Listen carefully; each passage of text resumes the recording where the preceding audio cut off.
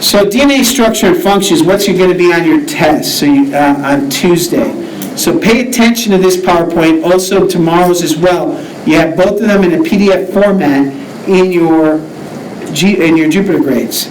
We have Monday if we need to finish some stuff on Monday. But this will be complete today. If I don't finish it now in class, I'll finish it at home and I'll be sending it to you. Are we clear? Yeah. Gotcha. Okay. I'm going to send it to you either way. So when we're talking about twins, we're talking about two creatures that originate from one fertilized egg, identical twins. And so these twins have the same genetic sequence. And we'll see what that means. But throughout their lifetime, they could end up, by the time they're by the time they get older, they could be very different, even though they have the same sequence. We call that epigenetics. And that's the idea. This epigenetics kind of helps explain the difference between nurture and nature. So these have the same genes, they have the same sequence, but we can change the DNA in order to turn some of the genes off here and on here that would make them different. And what happens is, as they go through their lives, they're exposed to different chemicals, they're exposed to different foods, they're exposed to different light sources, they're exposed to different environmental influences that turn different genes on and off in the two that start off identical. So as they get older, they get more and more different. We call that epigenetics. The study of that is epigenetics. So, and again, it's the difference between nature and nurture. Nature is the genes, the sequence. Nurture is how does the environment influence the gene. Now with humans, we really can't experiment like we can with animals. There's plenty of animal experiments that kind of show this. Mengele, the war criminal, the Nazi war criminal, did do these experiments with twins. There's some of these experiments. But what you could do, if you want to prove, for instance, that intelligence is not 100% genetic, right? Well, what could you do? Bless you. You could take one twin and lock them in a closet during their first 5 years of life. Feed them, don't talk to them, don't do anything, don't teach them anything. And the other twin, give them food and exercise and interaction and speech, and see how well their speech develops by the time they're 10, right?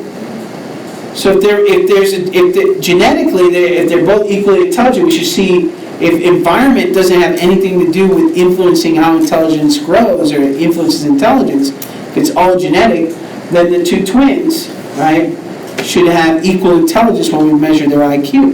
Does that make sense? No. But it doesn't work that way. Well, how do we know that? We know that because there are plenty of people that have abused children, unfortunately.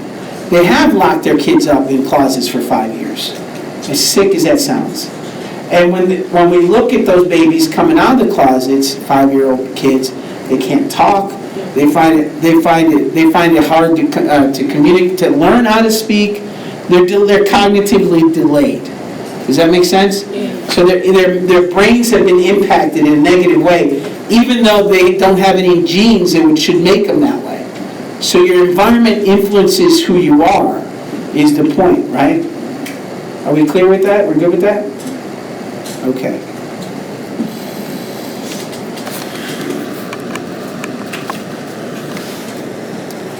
So that's the whole study of that is called epigenetics. Now, when we're talking about eukaryotic chromosomes, they're made of 2 molecules of DNA, 2 strands of DNA. You'll hear the word strands a lot. And one chromosome is made of 2 molecules of DNA, hydrogen bonded to each other. And you see it here, it forms a double helix. Has 2 strands. Each strand is a molecule. 2 strands of DNA bonded together, forming a double helix. Now you might see some problems at end of course exam or some words in a book that say that this is 1 molecule of DNA. I'm not going to argue that. If they give you a question like that, you've got to go with whatever the question is, right? But technically, these are 2 molecules hydrogen bonded to one another. It's a double helix. Now, we can take this, if this is, you can imagine, Chandler, could you give me that meter stick, please? So we're dealing with DNA. DNA is 3 meters long. So 3 of these long, one next to the other. That's a pretty long molecule, right? That is wound up to fit inside of a nucleus. So this double-stranded DNA here is 3 meters long and is wound up to fit inside of a nucleus. That's a pretty good packaging job. And the way, what we want, when you wrap something up, you wrap a cord up, what do you use? What if you wrapped a cord up, a rope or something, just wrapped it up in a circle, kind of, it loops, and you put it down, what's going to happen? It's going to unravel, it's going to turn to mess again, right? So you're going to need something to wrap it around, don't you? Well, that's what happens with DNA. We have these things called histones. These blue things are histones that we can use to wrap DNA around to keep it wound up. It turns out that these proteins and these parts that are wrapped up, they have their own name.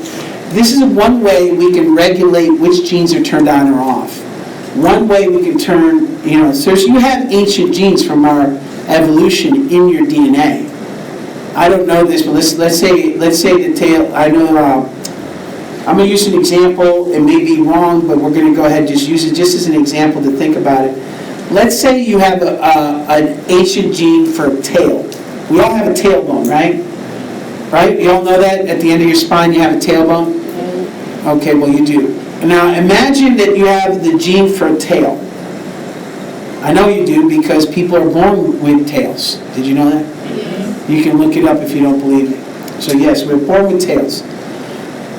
You can look it up, it's true. Like a dog tail, like a long tail that wags back and forth. A tail. You can wag it? Like people wag it, yeah. It's we're not converting people into dogs. I'm just saying that these genes exist. Now let's imagine, for instance, that gene is an ancient gene from when we had tails, from when we were still in the trees, right? So let's assume that's a remnant of evolution, and it's the gene is here, wrapped up around this histone. So you can't, since it's wrapped up permanently, you never express it, so you never grow a tail. Now what happens though if that is accidentally unwrapped? Something happens and you unwrap that gene. You have a tail. Now I'm not saying that's how people get tails, because it could mean a mutation, it could be a lot of other things, I'm not sure what the cause is. But what I am saying is that that's one way to take old genes that we no longer need and put them away, right, without needing to have to cut it out. So histones are not only used to wrap DNA up into chromosomes, but they're also used by our bodies, by our cells, to regulate the expression of genes. Yeah.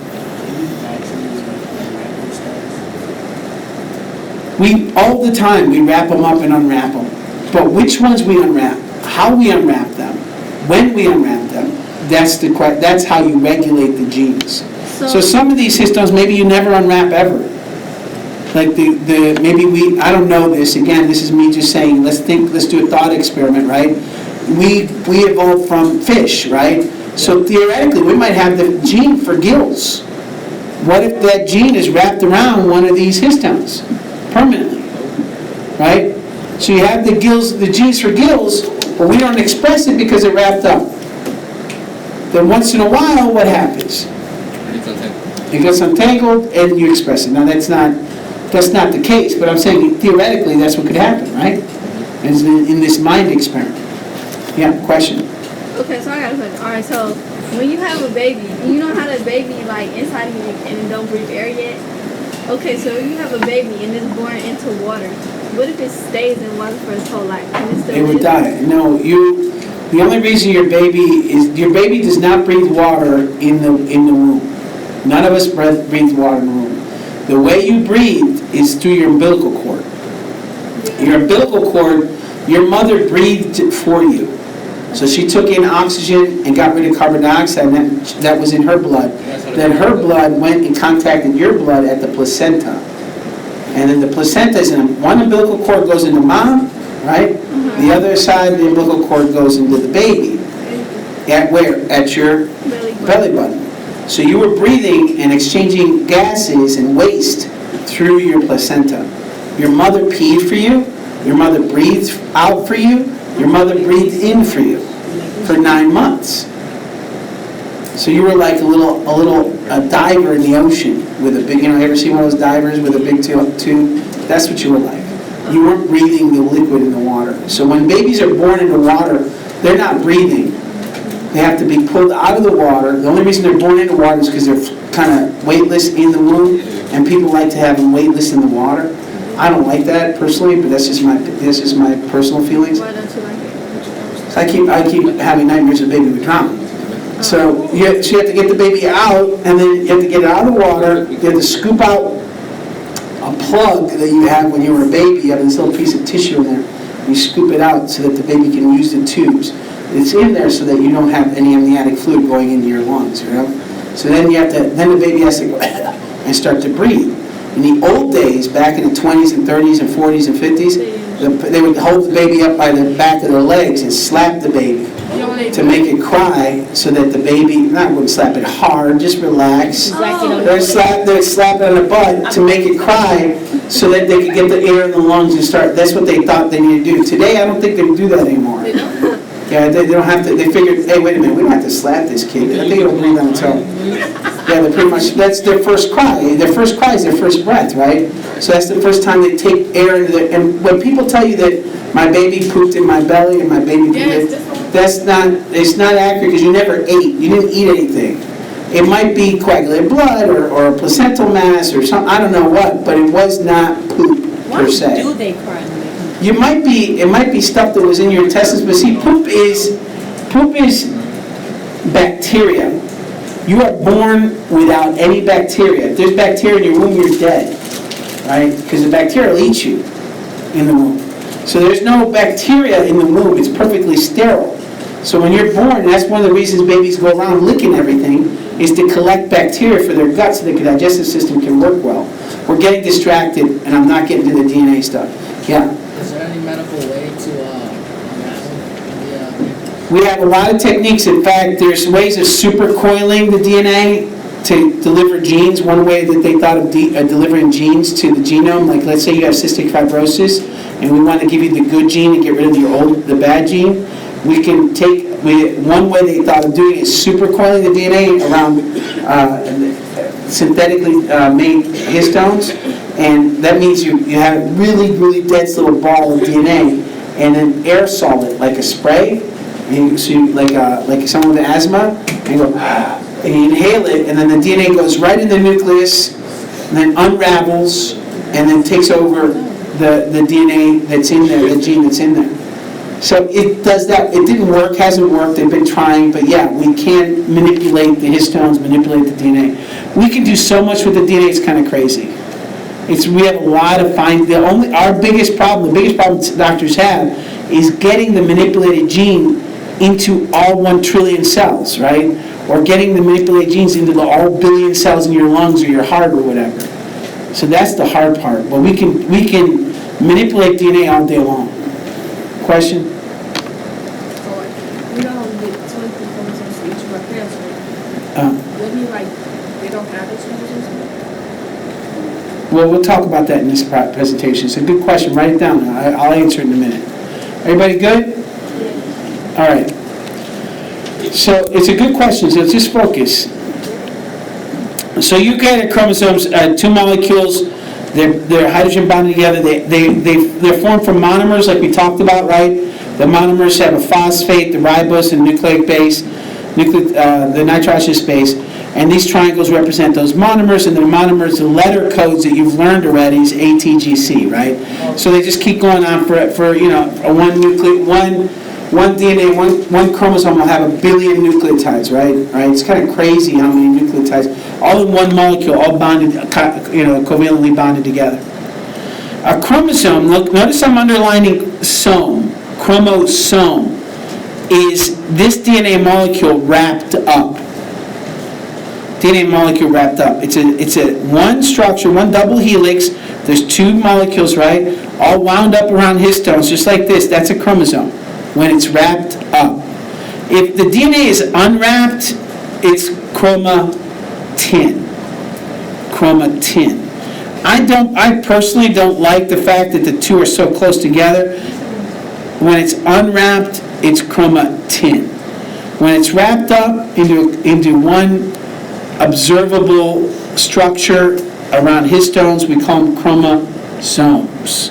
chromosomes. So chromatin is when you have the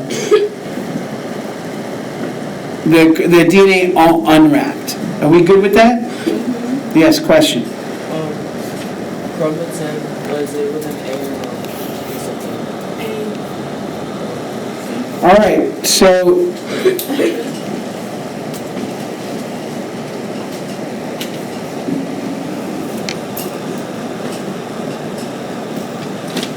this is chromatin with an A, and this is chromosome with an O. But the key is that one is some, it's wrapped up, the other is chromatin, it's all unwrapped. This chromatin is all 46 DNA, all 46 chromosomes all unwrapped. You have to unwrap it in order to read it. So who has braids in this room? Me. Give me a name, give me somebody, anybody. No, Maya, okay. Oh, them braids. So Maya has braids. Now let's say Maya's braids, we look at them, and each hair in Maya's braids has a secret message, has a message that we need to survive. What are we going to do? What do we have to do to read Maya's braids? We unwrap it. We have to unwrap it. We have to unravel it. All right, unravel the braid so that we can read it. That's why chromatin is unraveled, because it's the chromosome that's been all packaged up, ready to go. But then if you want to read it, you got to unravel it. But you don't want to unravel all of it, so controlling what part you unravel, what part you don't, that's the tricky part. And there's a lot of chemistry involved in that. All right, so let's move forward. So if we look at one chromosome, one wrapped up chromosome, we can identify places where we will find genes. So if we move 10,000 nucleic bases or nucleotides, 10,000 from one end, we can find a gene that codes for protein number 1.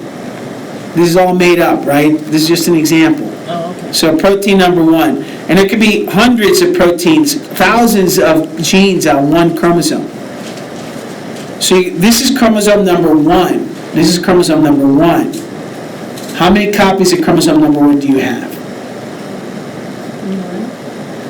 Right, because it's unduplicated. No. How many copies of chromosome number 1 do you have in your body? Oh. 23 in your eggs. How many in all the other cells of your body? 46. 46. Why 46? Why 23 pairs? Because it's like they link together, but it's 46 because each got 2 pairs. That's right, one from each parent. You get one chromosome number 1 from each parent. I hope you're writing this down, Chandler. Yes. Do you have a notebook? Do you have a notebook? Oh, sometimes I don't. Sometimes I just don't think you do. It's kind of crazy. So anyways, you got each gene. Does that make sense? You get one of these chromosomes from each parent, right? So one of these chromosome number 1s came from mom and one came from dad. Look, you have 46 chromosomes in every cell of your body. 46 different chromosomes with all kinds of different genes. All kinds of different genes. All kinds of different genes. So you have 46 chromosomes with all kinds of different genes on them. All the chromosome number 1s have the same genes. Is that clear? So chromosome number 1 here, all of them have protein number 1.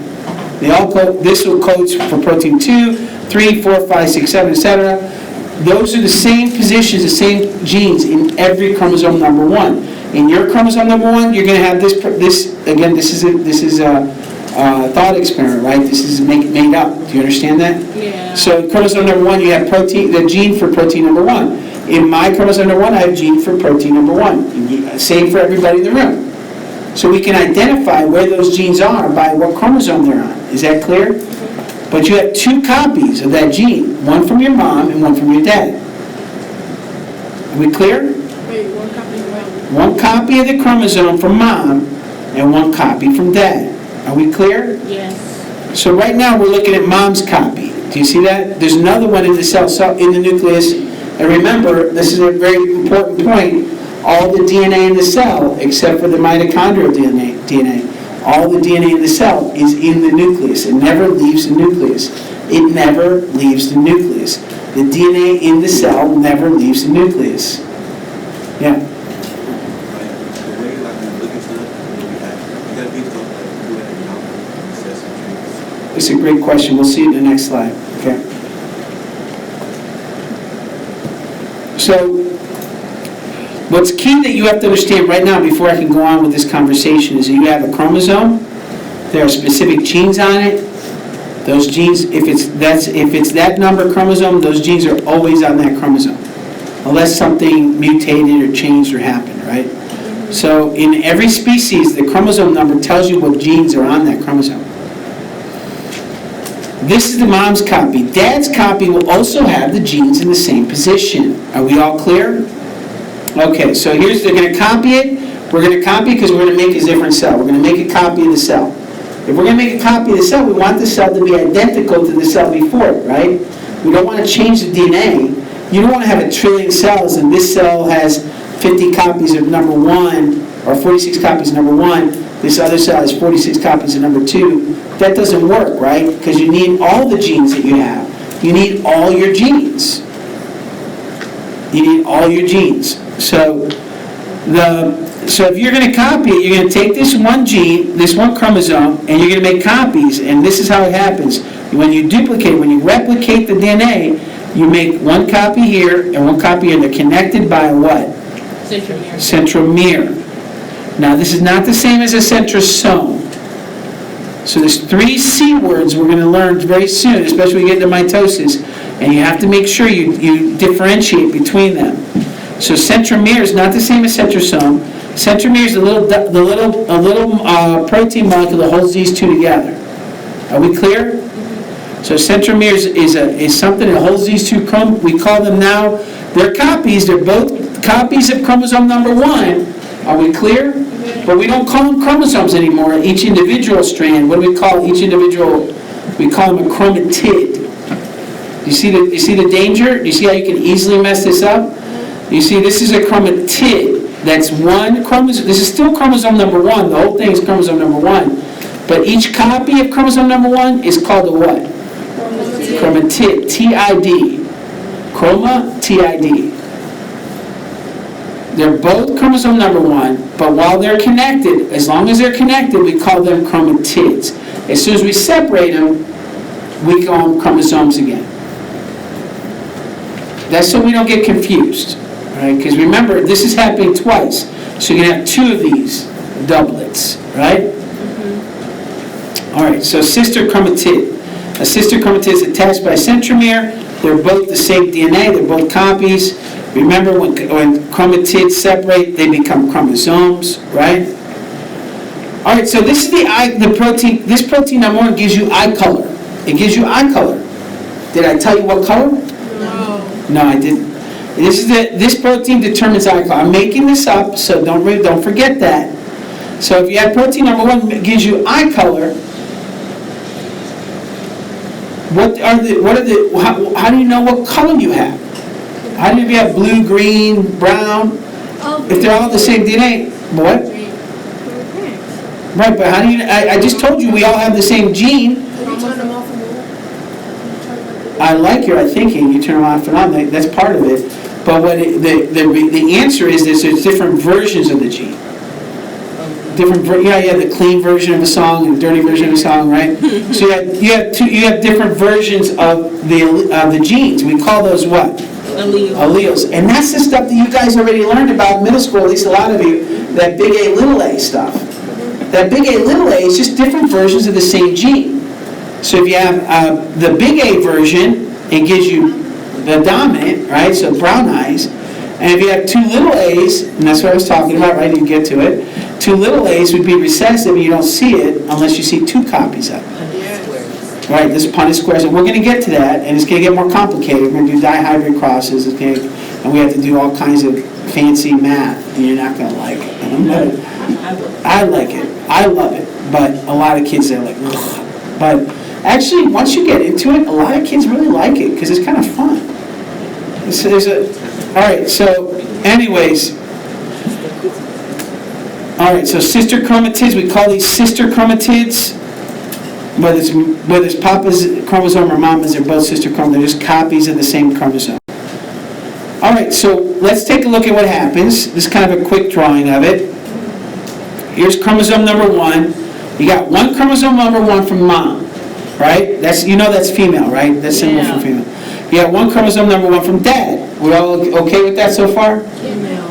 All right, so what we got to do if we're going to make 2 cells, we're going to make 2 cells. Now remember, this happens 23 times, right? It happens 23 times because there's 23 pairs. This is pair number 1. One from mom, one from dad.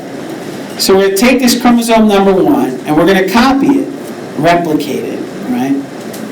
And we're going to have 2 sister chromatids, right? The mom's sister chromatids are orange. Do you see that?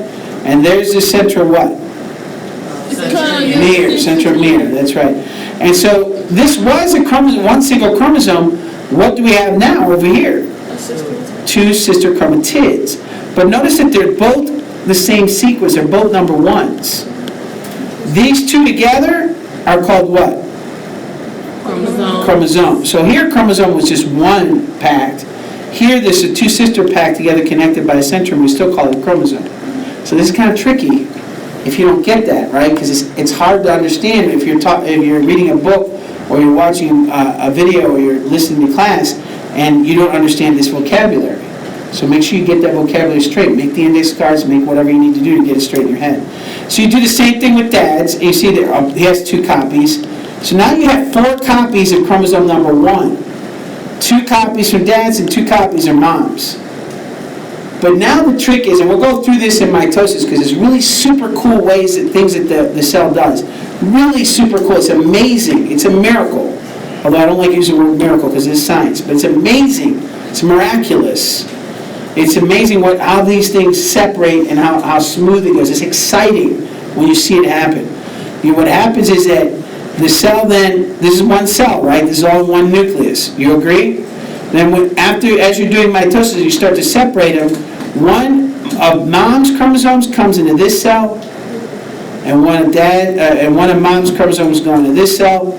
Then one of dad's chromosomes go over here, and one of mom's chromosomes go over here. Dad's chromosomes go over here. So you get one of mom's and one of dad's. You get exactly what you started with, right? You started with one of mom's, one of dad's. You end up with one of mom's and one of dad's. You agree? In both cells. That's crazy. You got to do that 23 times. So here's a question for you to see if you're thinking, to see if you can figure it out, because it's a really interesting question. If these are all chromosome number 1s, they all have the same genes, right? Why does it matter? Why does it matter which chromosome goes where? Because you have deformity. But they're all chromosome number 1, they all have the same genes. If you have 2 chromosome number 1s, what does it matter if you have 2 of dads and 2 of moms? One of dad, one of moms, why does it matter? Baby could be able to do something different. They all have the same chromosomes. So it's not eyeball. Yeah, it's not eyeball, leg, they're all, this is eye, this is leg, this, so it's all the same. So what's the why does it make a difference? It does make a difference, why? Yeah. Is it because the baby could be either male or female? That's a good, well, I guess, yeah, I mean, it wouldn't be, we're not talking about babies here, we're talking about replicating cells, copying cells. But yeah, I guess you could mix up the sex chromosomes, but that's not really the issue. What's the fundamental thing I'm trying to get at? Come on, somebody figure it out. What's the problem? We make it even, so you get 2, but why 2 moms and 2 dads? Why is that not? So you got to share the chromosomes. Well, what? They're all the same genes. Yeah.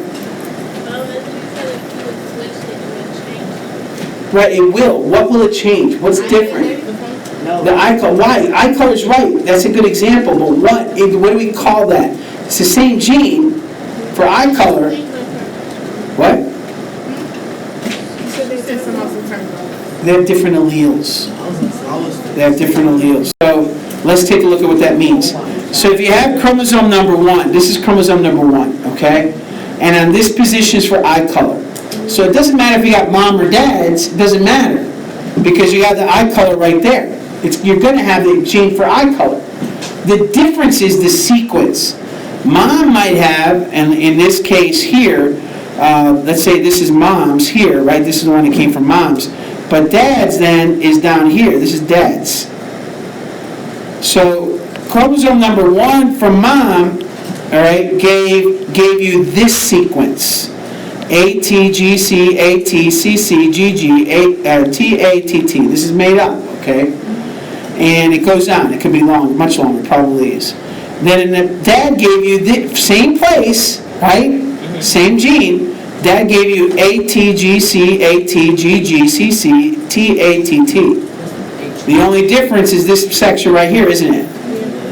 That difference could mean the difference between you having brown eyes or blue eyes. Mom might only have blue-eyed gene. Maybe she's blue-eyed. And she gave you the gene for blue eyes. But you don't have blue eyes because Dad gave you what? Brown. And this gene is what? Dominant. So you see it. Dominant means you see the phenotype. We call it a phenotype. You see it. All right, so when you're talking about the genes is one thing, the alleles, the version you have is another. That's why it's important going back, thinking about what we just saw a minute ago with the two cells. That's why it's important to make sure you get one of mom's and one of dad's into each of your cells so that you have an even distribution of all the different alleles. Question? Is it ever possible for it to have either two dominant or two recessive? Absolutely. It all depends on, and we'll talk about that as we go on with mitosis, and we talk about that when we talk Punnett squares and dihybrid crosses. It's going to get complicated. There's all kinds of possibilities. Question? What happens when your eye color changes color? That's let's not talk about the eye color is actually pretty complicated. There's a lot of things that happen, like when you start off with blue eyes, your eyes get darker as you get older. There's all kinds of things. Some people have one eye color and the other eye color brown and blue, for instance. That's so wrong. Yeah, so there's all kinds of things that happen with that. Yeah. I seen this thing, and this lady, this girl, she had a twin sister, and then they met another set of twins, and they got married, and both of them had babies, and their babies looked like twins. That's terrible. What if you get your kids mixed up? Yeah. You know how some people got like the blue ring around their eyes? Is that because of the fat it like moved to the outside? Yeah, I'm not sure about that. I'll tell you this. I will give you a case study with eye color and another case study with skin color, because I know those are two things that everybody's fascinated with. And what you'll see what it all is. It gets complicated. Skin color, for instance, is actually due to not one gene, but 6 different genes. And it gets really complicated. And you got like a big Punnett square with all kinds of possibilities, and you'll look and see. But here, when we're talking about this particular example, and my point in this example is to tell you that when you talk about big A little a or big B little b, right, you're talking about the sequence of the DNA being different in the two versions of the same gene, of the same gene, of the same gene. Are we clear on that? Are we good with that? Yeah. All right, so let's move on.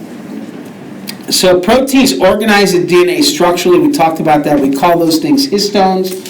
That's the stuff we wrap around. Did I say the cord example? Did we talk about that? Okay, so you need a histone because you need to have something to wrap the DNA around. And when you unwrap, it looks like this. Chromatin is unwrapped, right? And chromosome is when it's wrapped up, and when you have two versions of the two copies connected by a centromere, we call them each copy chromatid. Chromosomes only show up during mitosis and meiosis, only when you're dividing. All the rest of the cell cycle, your nucleus, the DNA wants to be unwrapped so that you can read the messages. That's the whole point of DNA, is to read those messages. Remember, there's 23 pairs and 46 chromosomes. Nucleosome is not that important for you to know, but I'll let you, for this exam, but a nucleosome is just the part of the DNA that's wound up around the histone. We call that a nucleosome. That's important for regulation of DNA. That's important for packaging and making sure everything's straight and right. But we're moving on. This is really two really good pictures. This is actually a DNA molecule scanning electron microscope picture of DNA. You see all the different little pieces of information, a lot of information here. You see this is chromosome number 1, and this is chromosome number 1, and it's connected by a centromere. That's right. And this is kind of a little bit deceptive. This is not the nucleus here. The DNA does not leave the nucleus.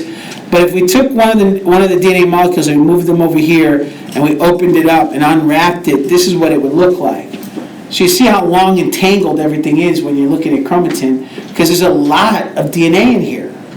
There's 3 meters of DNA wrapped up in this tiny little micrometer section.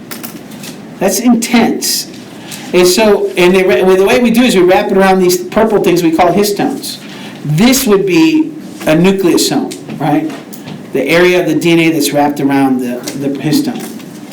This is 2 molecules of DNA, 2 strands of DNA. We say strands a lot. It's 2 strands of DNA. This is what chromatin looks like when it's all unwrapped, just kind of a ball of spaghetti. And look here. Here's your chromosome, right? Each one is a chromatid. This is a chromatid for chromosome 1. This is a chromatid for chromosome 1 from Dad. The whole thing, though, is called what? Chromosome 1. All right, let's go and take a look. When you have 2 copies, we call them diploid. That's the 46. When we have 23 pairs, we call it diploid. Di because it means what? 2. 2. Very good. So 2 copies of the chromosome. We call it diploid. If you take half those copies, if you have to copy, why would you want to have to copy? So you can make babies. So you can make babies. That's the whole process of meiosis, is making sperm and making eggs. You can't take your nucleus and her nucleus and put them together, because that's 46 and 46. It's going to be 92. Too many and too few chromosomes means death. Retardation, malformations, all kinds of havoc for the child. You can't combine these that way. They have to be very carefully done. The meiosis, the meiotic process is very carefully designed. I shouldn't say designed. It's a very specific process. But do you control that though? No, it's evolved. So when it doesn't work this way, what happens in a baby? It dies. So if it dies, can it make babies? No. So that process that changed never happens. There are some fundamental processes that if you change them even a little bit, you're dead. So you're never born, so you don't see it in the population. Does that make sense? Yes. So this is one of them. Keep it, don't put things away yet. Don't do it. I got 4 minutes. So I'm taking this to the line. Yeah. Why did you circle the 2N? I circled the 2N to make sure you understand that there's a notation called 2N, which means it's diploid. N is the number of chromosomes, and 2, there's 2 chromosomes, 2 copies, 2 pairs, right? A pair. There's 2 chromosomes for each chromosome, right? 2 copies of each chromosome.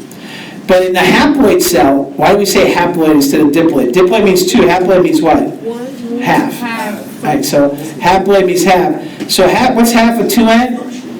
1. So sex chromosomes actually, your sex cells have sperm and egg, sex cells. So your sex cells, or what we call gametes, right? Your sex cells or gametes, they only have half the DNA. Yeah. So there are 6 cells. The reason why we have like hormones and stuff. Yeah, we're not going to talk about that. No, it's not your sex cells, but yeah, it kind of is as well. Yes. An egg, yes, for a female. Male, it's complicated. Bless you. So you have different species here. I just want to show you very carefully and very quickly that not every species has the same number of chromosomes, and having more chromosomes doesn't make you any smarter or more at anything. Look at it. Look at this fern. A fern is a leafy plant, right? And look how many chromosomes it has. That's a lot. Yeah, we have 46. A fruit fly only has 8, but this rat has 102. You got a potato has 48. Oh, horse's tail? Yeah. Horse's tail? Horse's tail is a plant. Huh? I can't hear you. The number of chromosomes is like usually like. You the what?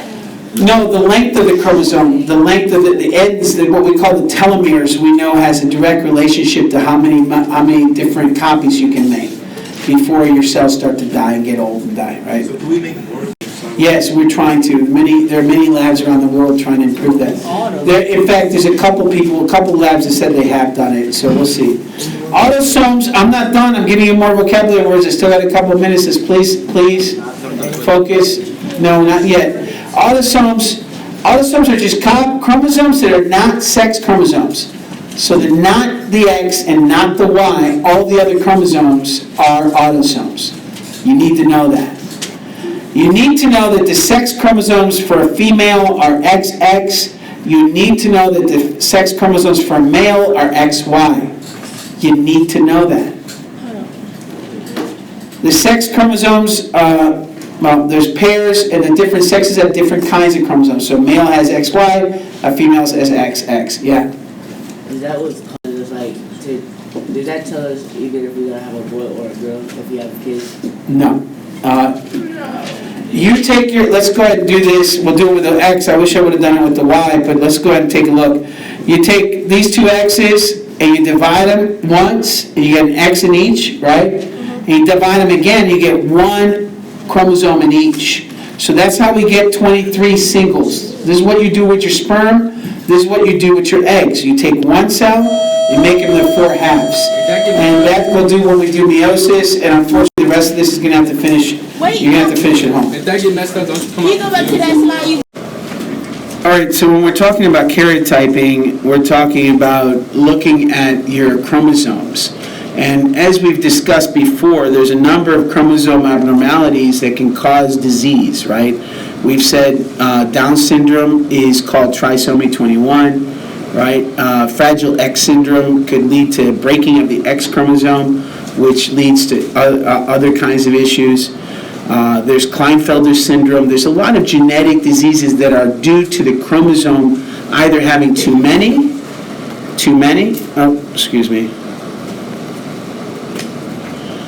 either having too many chromosomes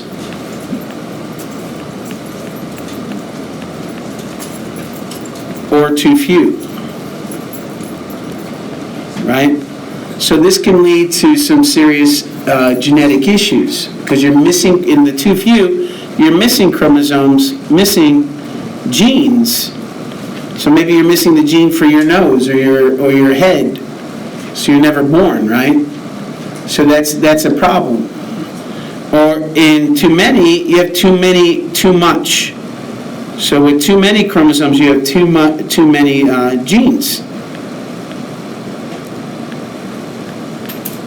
which means too much of the product.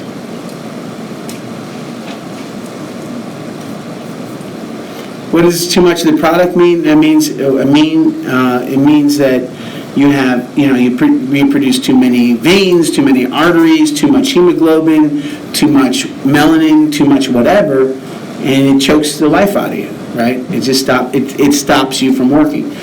If you can imagine, who remembers? I think I showed it in this class, but maybe not. Everybody ever watch I Love Lucy with the candy, the chocolates on the belt? Well, you can watch it after class if you want on YouTube. It's really a funny little skit.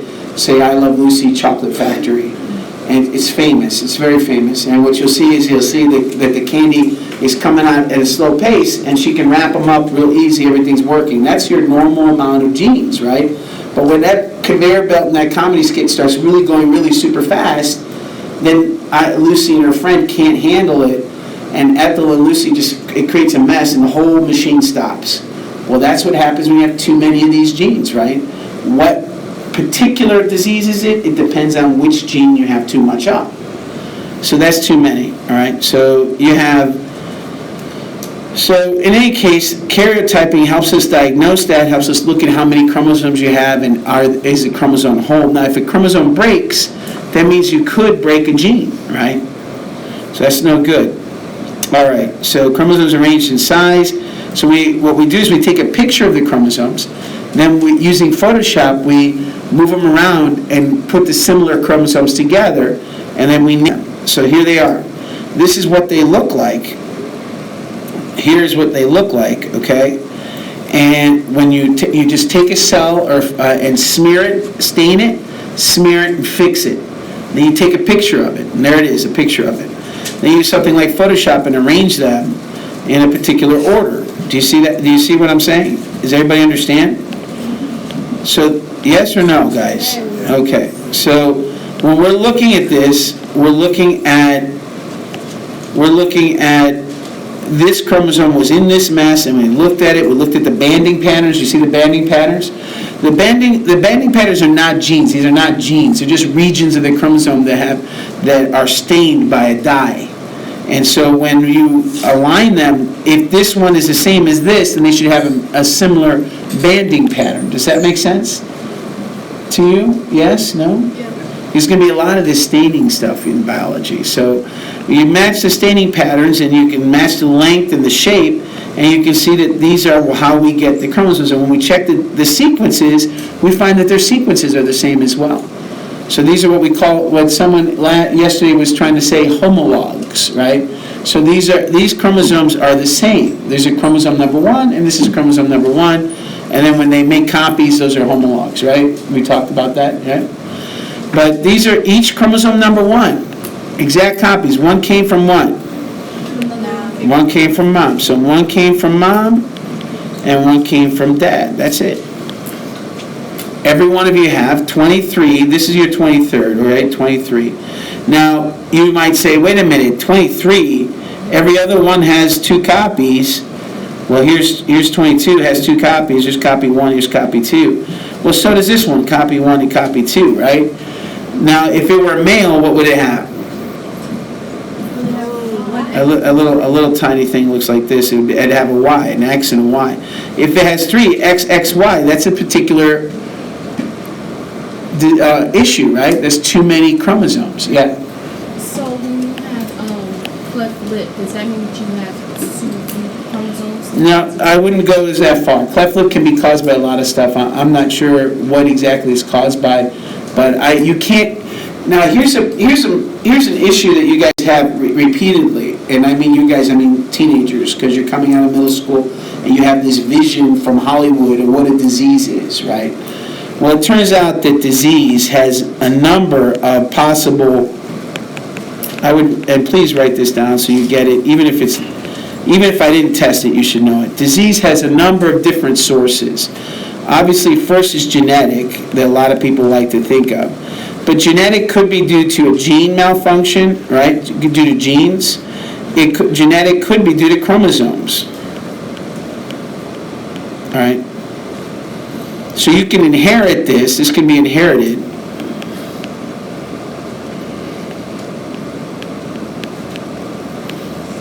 This is usually some kind of error.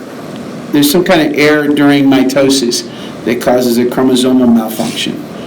All right, so that's genetic. The other is contagious, right? Right, contagious diseases. Did I spell that right? Contagious. I think it is too, but let me double check. I don't want to.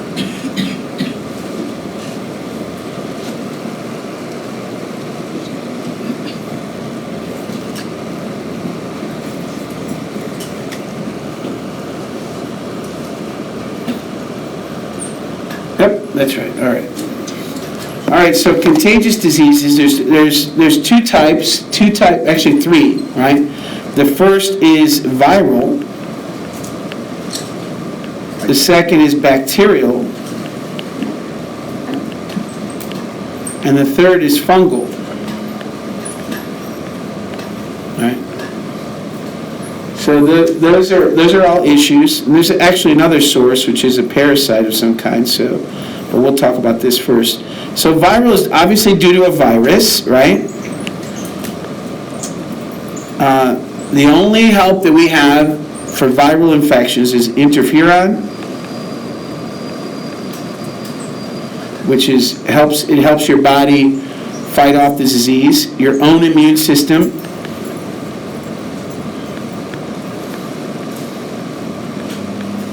Right? And the last thing that we can do for you for viral infections, and probably the most important thing, is preventative, which is a vaccine. There comes the spelling. VACCINE. That's what I thought, but I want to be sure. All right, so vaccine, right?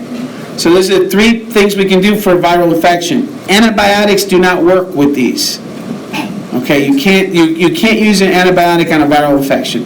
That's why we're afraid. We're afraid that people aren't getting vaccinated because if you don't get vaccinated, not only do you put yourself in danger, but you put everyone else around you in danger as well.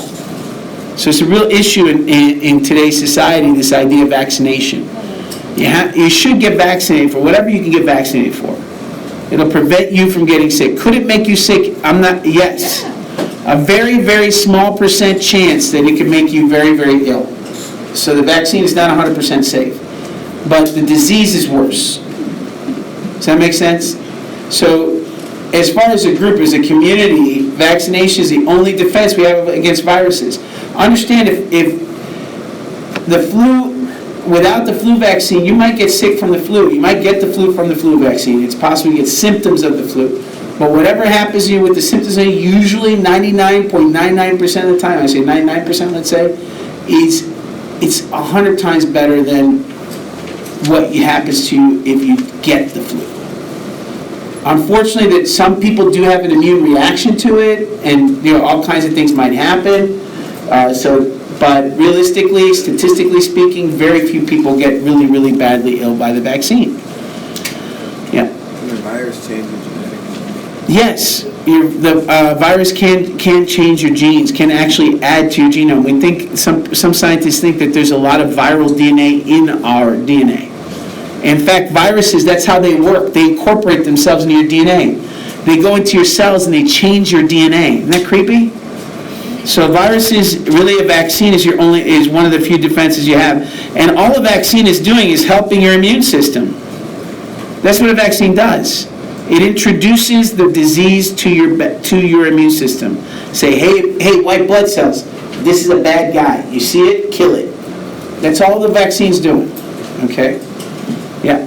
So after you have the vaccine, and say it's like a month later, and you're exposed to it, will you get it? You can still get infected. You can still get sick. You can still catch the disease even if you've been vaccinated. Vaccination is a help. It's not a guarantee. So, but if you get sick, usually it's not as bad as if you would have got sick without it. Yeah. How bad is the flu? It can be very bad. The Spanish flu killed over a couple years, killed millions. Killed about 1/3, in some cases 1/3 of the population. 1/3. Look around you. Imagine 1/3 of us dying. There were towns in America where they had not black plague, no.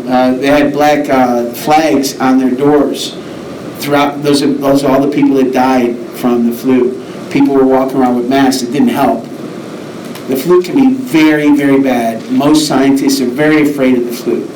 The flu can turn incredibly horrible. And what was worse about the Spanish flu, and I have a whole case study I want to do with you on it, what was worse about the Spanish flu is that it hurt people like you. Usually the flu, if it's going to kill somebody, it's going to kill someone that's old or it's a baby, right? And because those of us that are healthy and between the ages of something like 14, 15 to probably around 60, you have a good solid immune system and you're healthy. You get the flu, you get sick, you'll bounce back, right? Usually it's the very young or the very old that are in trouble. The Spanish flu attacked the young, the middle-aged people, and it almost stopped World War I and II. It almost collapsed Germany and the United States. That's how many people died. Now, you should learn about it in world history. You will learn about it here in this class. But here's the really weird thing, and this is what bothers me about people's logic, how people think. Life never goes with logic. Anyways, it seems like people just go on their gut. But you don't want to get vaccinated because you're healthy and you figure if you get the flu, it's just a flu for you, right? You're healthy, you'll bounce back. Odds of a Spanish flu are small, so I'm going to go without getting vaccinated, right? Make sense? That's how people think, because they're thinking about themselves. But you get the flu, you're at home, you got a little brother, little sister, your cousin, your grandchild, your child gets near you, your grandparents, right? Your older family members or friends. You sneeze once, you touch them, you shake their hand. They give you a kiss on the forehead. You give them a kiss on the forehead. You just gave them the flu. And now you risk killing your own family member, someone you love, because you didn't want to get the vaccine. And people die every year. I think 10, I don't know how many, I'd have to look it up, but people die every year of the flu. Every year. So this is not a joke. Getting sick and staying away from people. I can't tell you how many family members I had. We had a baby born in our family this summer, and everybody wanted to go and kiss the baby. I got upset. I told the father, who's not, this is my wife's niece. I told the young man, you need not to let people kiss this baby on the mouth. On the mouth? That's what they kiss you on the baby. You know, they're babies. If people want to kiss them on the mouth, hey, whatever. I said, don't let them kiss them on the mouth. I wouldn't even let them touch them the first few days of, just you and your wife. That's it. So they went out, but they're family, like grandparents and uncles are coming over and kissing. I'm like, dude, you have herpes, mono, right? You have herpes simplex or cold sores, right? To you, it's just a cold sore. That baby becomes encephalitis and the kid dies or gets sick or becomes mentally challenged because of an infection that you gave that baby because you wanted to kiss him on the mouth. You would think they wouldn't, right? You would think, if I got it, I'm not going to kiss someone. Most people deny they even have it. Oh, that's just a bump.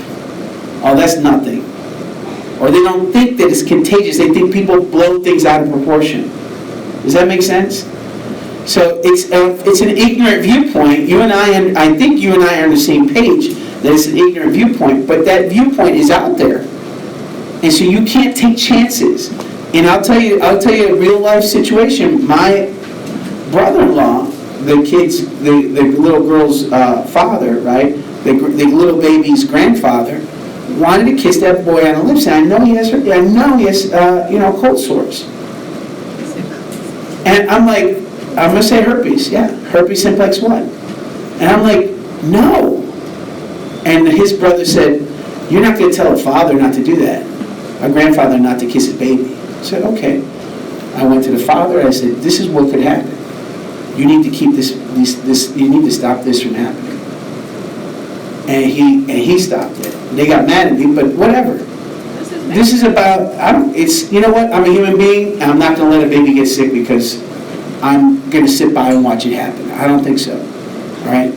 So that's also why I tell you kids, when you share your Carmex, your lip gloss, right, you're taking a risk that you're going to catch the flu or herpes or mono because they used it. That's how it spreads, right? And just because you're not actively exchanging saliva with someone doesn't mean you can't catch that contagious disease. Are we all clear on that? All right, so anyways, moving on. Bacterial is stuff like Ebola and there's a whole bunch of them, Salmonella and E. coli. These are all bacterial. Again, the only defense you have is your immune system. Hold on a second. I'm going to double check. I think there's 2 M's in here.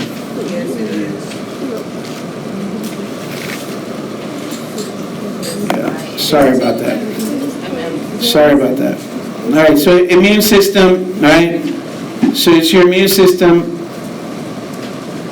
And the next thing, there really isn't a lot of, we have some vaccines so there's some, you can get vaccinated for this too, but there's not, most vaccines aren't really made for bacteria. What we use for bacteria, these things called antibiotics. And we're in trouble, guys. Antibiotics the bacteria becoming antibiotic resistant. We just had a couple cases in the United States of completely antibiotic resistant bacteria. There's nothing we can do for you if you catch this disease. Well, let me know. And it could be any disease. Any bacteria can become antibiotic resistant. And part of the problem is, and this is another issue we're going to tackle this year, part of the problem is your food source, right? Your foods is the food chain. We use antibiotics in the food chain. That's part of the problem. And we use antibiotics too much. And we also don't follow the orders. and what happened, that the doctor gives, right? And so what happens is that you take an antibiotic, and it says take it for 10 days, and you're feeling better after 4 days. You're like, I'm done. Or you skip a dose, and you're like, oh, I'm feeling better, I'm like, right, but you gotta finish the antibiotic course. If you don't, you can develop an antibiotic-resistant strain in you. So that bacteria is called evolution. What you're doing is you're causing evolution. If you let some of these bacteria survive, they're gonna develop the resistance to that drug. And now you got an antibiotic-resistant bacteria making you sick, and there's nothing we can do. One of my mother's good friends went to the hospital with one of these antibiotic-resistant bacteria in their gut. So they literally had to keep her wound open and bleach out her intestines every day in order to help her immune system fight off this bacteria because they had no antibiotics to help her. She alive. She's alive, but she has a lot of consequences from it. Yeah. Can she use like organic antibiotics like ginger or something? Or, yeah, that's more, I wouldn't really call those antibiotics. Those are kind of homeopathic remedies. It does lend itself, ginger does have some antibiotic properties, but as with all antibiotics, bacteria evolve and they will become resistant. All right, fungal infections, you know yeast as a possible, it can cause UTIs, right, urinary tract infections, for male and females, by the way. So I know a lot of people like to think about it just as a female problem, but it's actually males get them as well. Yeah, no, it's mostly female. It happens. It's rare for males because males will urinate through a urethra, right? And it's a very small tube, and there's a lot of volume of water going through. So it's hard for yeast to move up that tract. So usually the flow of water is in the opposite direction. Where with females, it's not as, there's more room, I don't want to go into details, but more room, and it's moist, it's dark, so if you don't take care of yourself, if you're not careful, and it's also your own body chemistry, you have to understand, women's vaginas are very acidic, right, and the acidic property helps them resist infections. So sometimes with your own body chemistry, especially during your period or during times of hormonal stress, that acidic nature of those fluids can decrease, and it can become more neutral or basic, and then the bacteria yeast can flourish. So it's not all about hygiene. So if you do get a yeast infection, you feel like, oh man, I'm dirty or something. No, it's just it can be a hormonal thing. It can be an exposure thing. So we're talking about yeast infections, there's no reason to point fingers or anything, just you need to get it treated. Yeah. I thought the pH balance of a woman, I thought that helped keep her from getting yeast infections. Yeah, that's why I said acidic, all right? So if it's neutral, then it could be an issue. So hormones can become a problem. So athlete's foot. That's a fungal infection. Sometimes it gets so bad they have to actually pull out the toenails. No, sir. It's ATHLET. Oh Lord. Well, he just go athlete all types of.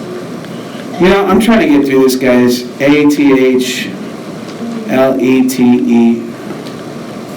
Foot. Yes, you're right. All right, moving on. So athlete's foot is another example of a fungal infection. You get fungal infections all over your body. Ringworm. It's a fungal infection. Dandruff. That's a fungal infection? It can be, not necessarily, but it can be, yeah.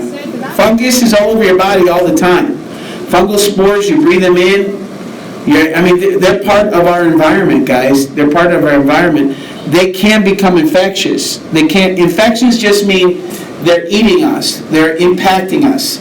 So when you get any one of these infections, they're attacking your body. Your body is, for whatever reason, isn't capable of fighting, is having trouble fighting it.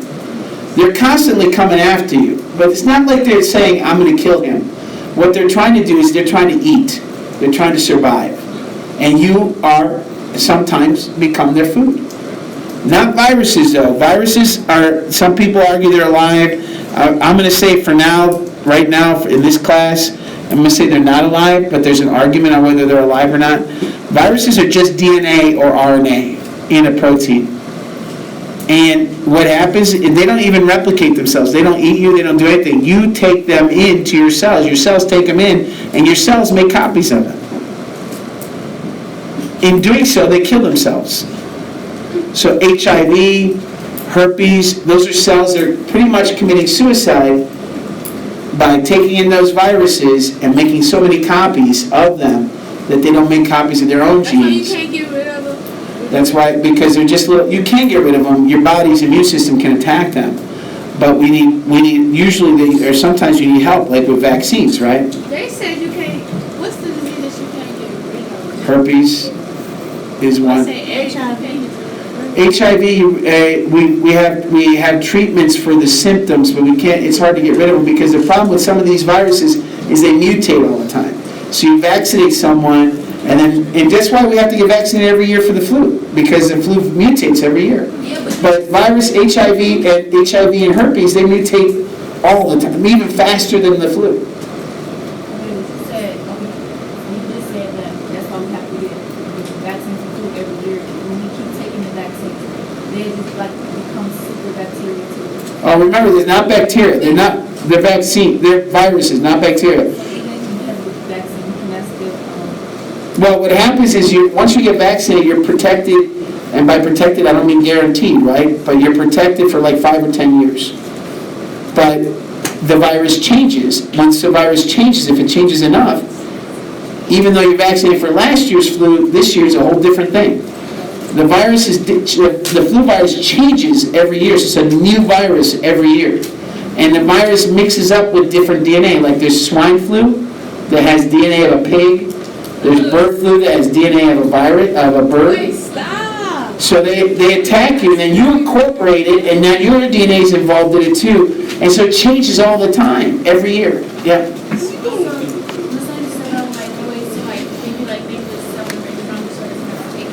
It's not about strength. It's about the viruses are, most people, here's what I'm going to say to you, and it may or may not be completely accurate, but I'll say this.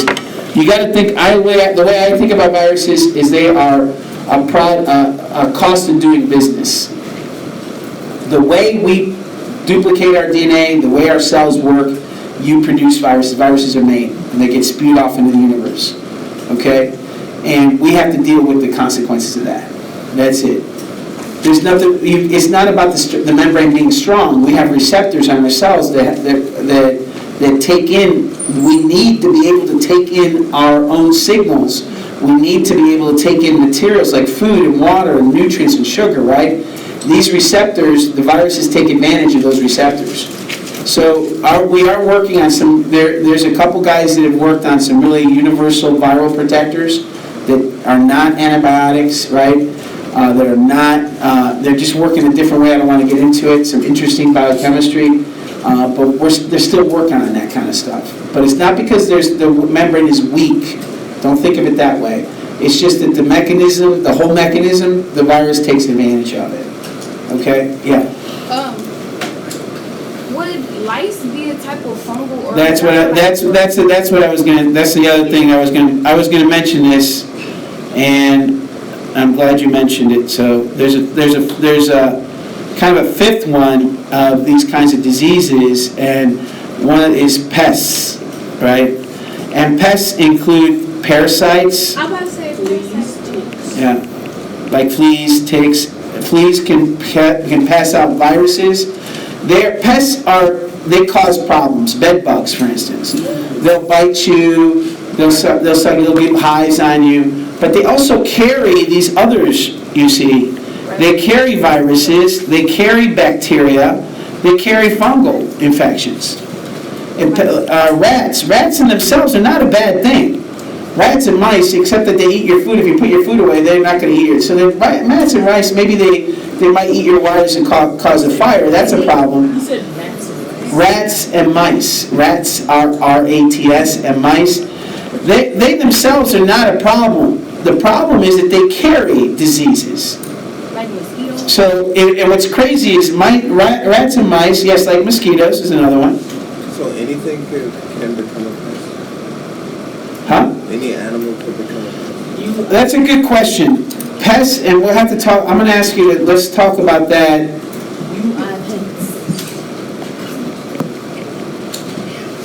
S? Okay. So, yes, they can, not any animal. They have to multiply quickly, they have to be hard to kill, they have to have a variety of food sources, so they're not very specialized. And so if you look at these three, these three, mosquitoes, rats, and mice, they have that ability. They eat a lot of, roaches are another example. So the problem with these guys, actually roaches, I hate to tell you this, guys, roaches are the least of your worries. I don't know many diseases they carry. They're very clean animals. In fact, they're very high in protein, probably going to be our future food source. Yeah. So, Stop playing, bro. it's not playing, I'm telling you.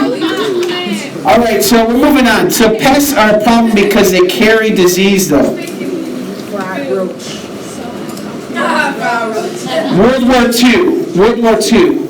Hundreds, thousands, millions of our soldiers out in the field battling the Nazis and the Japanese in internment camps where they don't have a lot of food. They don't have any way of getting cars. It's not like you can go to the grocery store while you're in a POW camp. It's not like you're in a foxhole or you're sick at the field station and they can go down to the grocery store and get you some milk and some steak and some chicken soup, right? That's not going to happen. So you're out there. Where do doctors and nurses get food for you that's high in protein, low in fat, highly nutrition, bugs? Where did most of our history as humans, where did we get our food source? Most of our food source, bugs, the ground, grubs, roaches, ants. We eat them. Roaches just be there. Roaches are pests. And by pests, I mean they're very successful. Roaches can eat almost anything. They'll eat the glue from wallpaper. They can survive on the glue from wallpaper. So they're very, very hardy. They're high in protein because they're good at metabolizing it. We'll talk about that later. Wait, so like monkeys must be healthy, you know, because they like, are they healthy? Say healthy. That's all depends on the individual. All right. All right. So Erwin Chargaff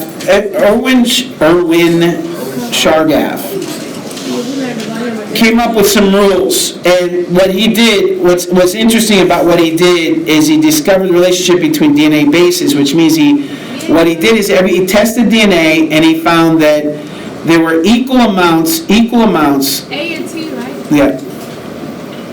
And C. And this is what I'm going to do on the test. I'm going to ask you this on the test, so make sure. Look at this. You guys are distracted. I'm just so distracted this morning.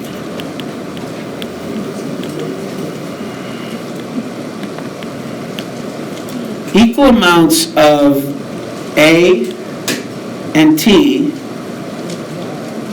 and G and C. Have two hydrogen bonds for A and T. Yes, and we'll talk about that in a minute. So A and T, what Chargaff found out is that every time if you had 10% A, what percent T did you have? You had 10% T. If you had 90% G, what'd you get over here? 9% C. And that relationship is what helped Watson and Crick discover that what you're getting is a double bonded to T and a G triple bonded to C. So that helped them discover the relationship between A and T and G and C. And what we're talking about is hydrogen bonding. When I say double and triple, I mean 2 hydrogen bonds and 3 hydrogen bonds. And what we're talking about is 2 molecules of DNA, okay? And what we're saying is that between A and T, there was 2 hydrogen bonds. And between G and C, there were 3 hydrogen bonds. So that's what they discovered, and they discovered it using, you see how they all fed into each other? One discovery led to the other discovery, led to the other discovery. So in this case, what happened was Chargaff's rules, James Watson and Francis Crick took it into account, and Rosalind Franklin's rules, information which is the structure of DNA, also went into Watson and Crick discovering that it's a double helix, that you have an ATGC sequence, and that's how DNA worked. And over the years, over the last whatever number of years, close to 100 years now, what we've done, well not close, but about 50 years, close to 50 years. What we've done is we've said, look, this is how DNA gets replicated, and this is how DNA works. And we've gotten to the point recently where we're actually genetically splicing genes into living people, into livers and brains to cure disease. We've done it in mice, and we're thinking that. I just read that article this morning, so I'm supposing in the next 5-10 years you're going to see some studies where they're taking and changing people's genes in their brain and in their liver right now as you're alive. So if you have a genetic disease in your brain, right, then you can go to the doctor, and whatever method they're going to use, they're going to stick the fixed gene. That's good news, yeah. So these are the people here. It's a complicated as far as the whys and the what fors, but let's move on, okay? I'm sorry, we're under a time crunch. This lady here is Rosalind Franklin, one of the heroes of DNA. She died of, I believe, breast cancer. She was sick, possibly from the exposure to X-rays as she was doing her work. She used X-ray crystallography to come up with the structure of DNA. She took a picture of DNA using X-rays. And she's an expert in this. That helped these two, Watson and Crick. This is Watson and Crick. Oops. Helped those two come up with the DNA, the structure of DNA. She was a female scientist during a time when females were looked down upon. She was treated horribly. This guy here, Maurice Wilkins, stole her work and shared it without her permission with these guys, which allowed them to come up with the structure of DNA. Maurice, Watson, and Crick all have a Nobel Prize because of that work. She died from breast cancer because of the work she was doing with X-rays, probably, and because the Nobel Prize can't be given posthumously, in other words, after you die, she did not get. So how did they find out that was her like the same? Well, everyone knew she had it, but she wanted to come up with the structure of DNA. She was working on it. Maurice was a colleague working in the same lab. He went into her desk, took the picture, had lunch with these two guys, showed them the picture. They said, oh, and then he returned, and so you ask yourself, how'd that happen? How'd they get away with it? I was saying, but how did they know that she was the one who? Because she had published it. Later. Oh. She published it later. But they stole her information and published first. And their work, they were all recognized, but she died before she could get the Nobel Prize, and they got it. But there was just an unethical behavior and it was all based on this misogynistic viewpoint that women shouldn't be in science. Somehow women, and you could hear this guy Maurice Wilkins. I listened to an interview with him. I was kind of disgusted by what he was saying about how that he thought she was uppity. She thought that she was, in other words, she thought she was equal to him. You consider me uppity too then, buddy. But anyways. He stole her work. He did. She discovered it, but these guys took it, and it wasn't like, it's like these are people that are working with each other. These two worked with each other in the same lab. These two worked in another lab, and this guy shared information with these guys that was her work. That's just unethical. And they should have taken responsibility for that. They should have admitted it. But for a long time, and I think to this day, and you can go online. I can give you some web sources. No, I think Crick is still alive. Maybe it's Watson. I can't remember. So double helix. So we have a double helix. We have 5 carbon sugar deoxide, 3 phosphate groups, 1 nitrogen-containing base. Right. That's pretty much what DNA is. And you have 2 helix strands. We'll see in a minute. And then we have the ATGC from Stargass rules. So this is what we're talking about when you're talking about a nucleotide. You see you have 3 phosphates here, right? This is your ribose sugar. We know this, right? We've already gone over this. And this is your nitrogenous base. If you haven't learned it if you didn't learn it the first time, it's now time to start writing it down and to start getting it into your head, right? If you didn't get it the last whatever, it's time to stop staring into space and identifying what you got to do. So these are your bases. When we say ATGC, AGTC here, this is what they mean. You see that these 2 are double rings. Do you see that? And these 2 are single rings. You don't have to know any of that. I mean, it's nice if you know it. But what's the point is that this is what we're talking about when we're talking about nucleotides. Yeah? Aren't A and G called?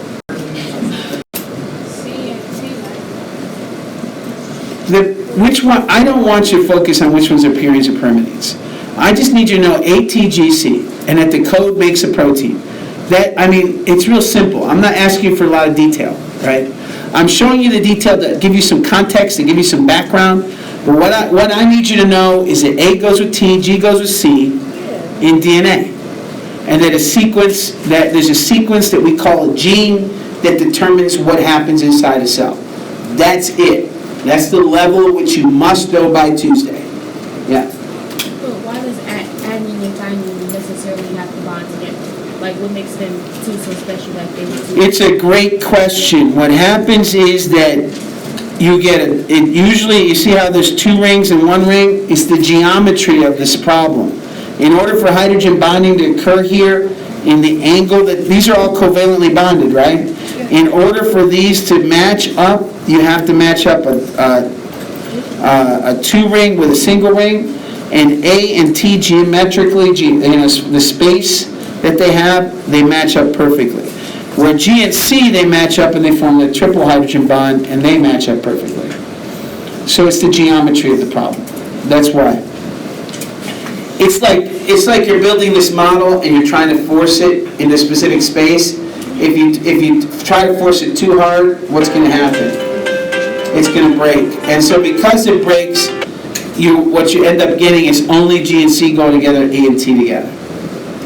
Because when they don't, when they go opposite, they break. All right, so the order of bases matters, and this is what you need to know. The patterns of base pairing, ATGC. That's it. Each species has a specific characteristic to the sequence. We as a species, you and I, we share the closest bond possible. Our DNA is virtually the same. We've talked about our alleles are slightly different, right? But our DNA is virtually the same. We are so different. We are very different from other species, but we are very similar as a species. Sure, there are genetic differences between you and me. There have to be, otherwise we wouldn't be different, right? We'd be clones. But when we look at the total genome, such a small percentage is different between you and I because we're the same species. So if you think about it biologically, it doesn't make sense. That goes back to my argument I'll make at the end of the year. That race is not a biological function. Race, what we call race, is something that we make up ourselves because of how a power struggle over resources. But it is not something that is inherent in nature. Yes.